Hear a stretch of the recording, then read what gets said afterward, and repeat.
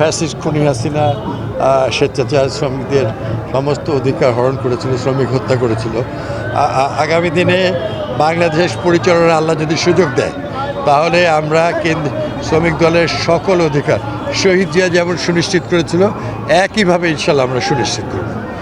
শ্রমিকদের এই ন্যায্য দাবি, শ্রমিকদের ন্যায্য মজুরি, শ্রমিকদের নিরাপদ বাসস্থান, শ্রমিকদের ন্যায্যতার ভিত্তিতে তাদের অধিকার প্রতিষ্ঠিত করার জন্য আমাদের ভারপ্রাপ্ত চেয়ারম্যান তারেক রহমান 31 দফার মধ্যে 17 দফা সংযোজন করেছেন।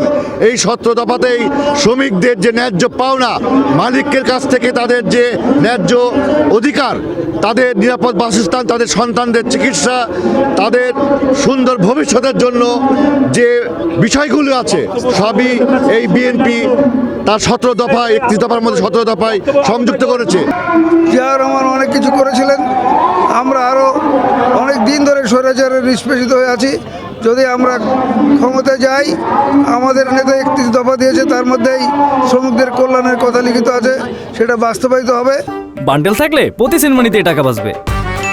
বিকাশ সেনমানি বান্ডেল কিনে জিতুন প্রতি লেনদেনে।